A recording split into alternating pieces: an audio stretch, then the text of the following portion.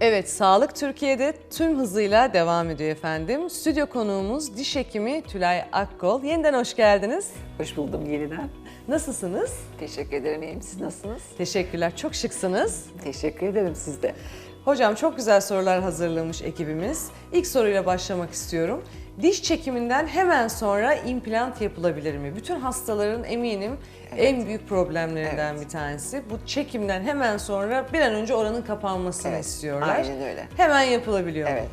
İnsanlar dişsizlikten çok sıkıldığı için veya işte implant cerrahisinin bir an önce bitmesini istedikleri için bir de çekim süresini beklemek istemiyorlar, iyileşme süresini.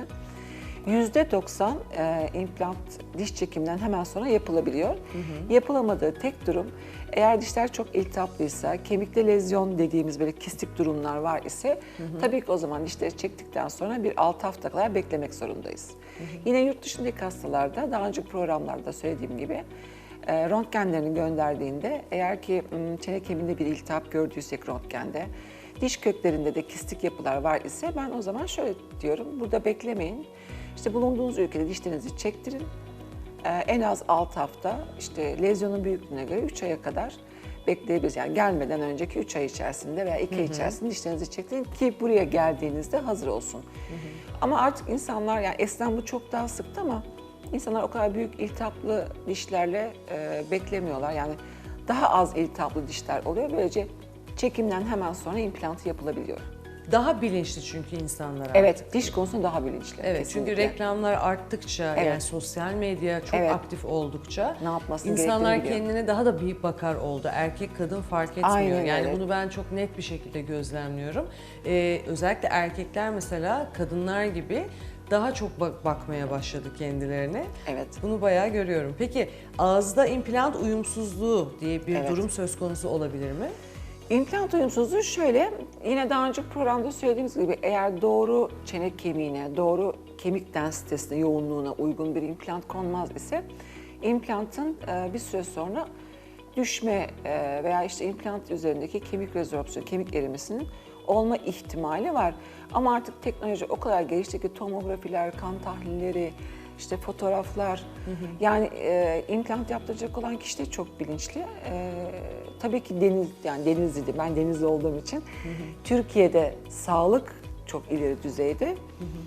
Yani artık bu uyumsuzluk %20'lere kadar indi. Öyle çok büyük bir uyumsuzluk olmuyor. Doğru implant ve sertifikalı implant kullanıldığı takdirde bunun özellikle altını çiziyorum. Peki, Hollywood Smile implant tedavisiyle yapılabilir mi? Bu Evet. Hollywood Smile son zamanlarda Çok. Herkesin ağzında Hollywood Smile, Hollywood Smile sürekli. Evet. Yani implant tedavisiyle evet ben de merak ediyorum yapılabilir mi? Şimdi Hollywood Smile'ın değişik versiyonları var. Yani ortodontik telle yapılabilir hastanın dişleri sağlıklı ise.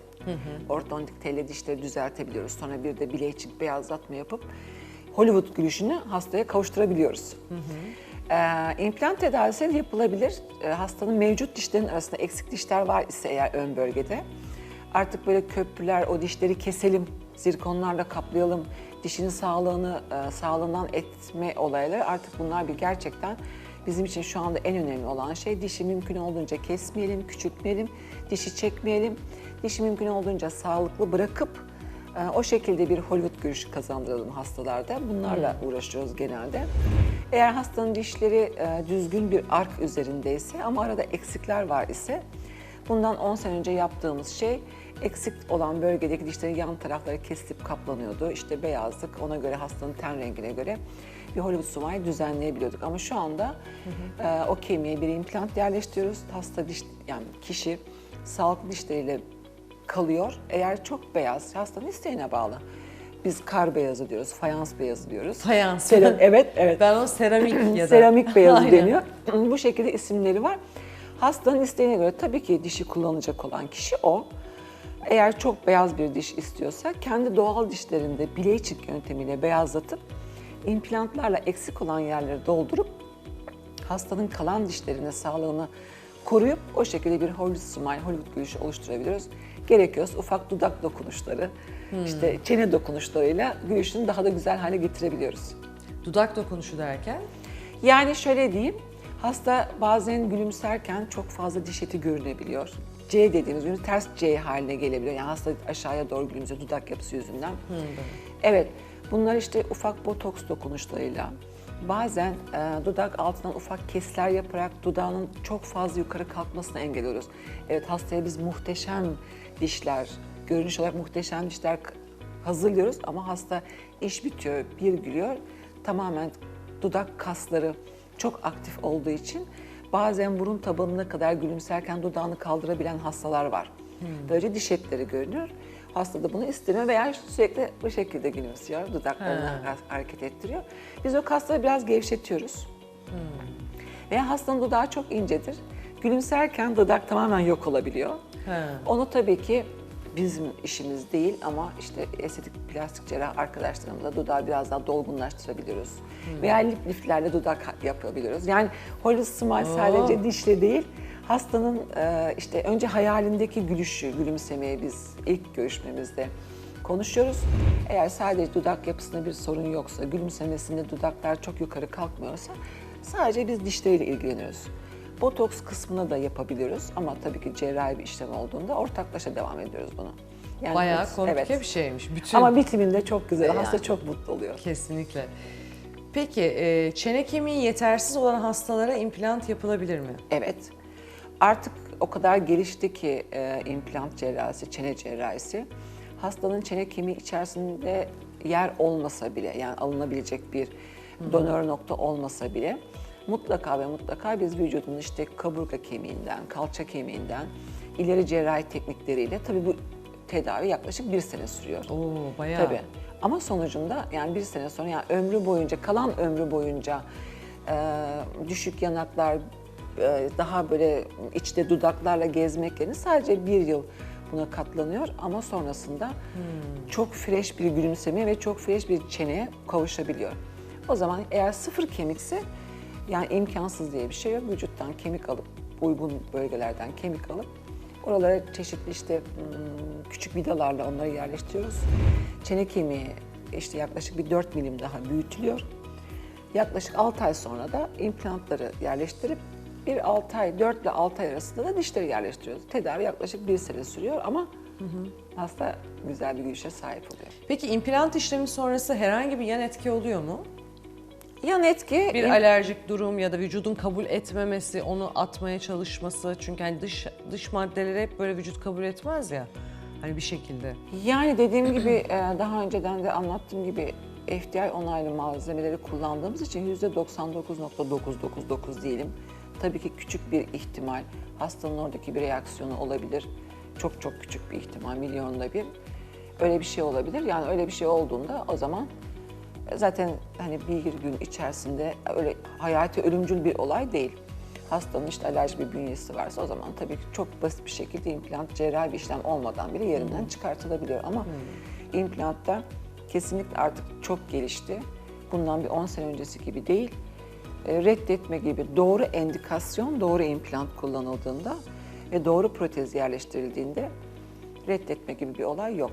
O kadar net söyleyebiliyorum. Anladım. Peki hangi durumlarda implant yapılmaz? Hastanın sistemik bir rahatsızlığı varsa, şöyle diyeyim, şeker hastalığı, yüksek kortizon kullanımı, o anda işte kanser tedavisi görmüştür. İşte kemoterapi sonrasında belli bir süre, tamamen değil, implant yapılamaz. Onun dışında metotraksat dediğimiz hastalarda, özellikle bayanlarda kemik erimesinde kullanılan bazı ilaçlar var. Onlar da yine belli bir süre yapılamıyor.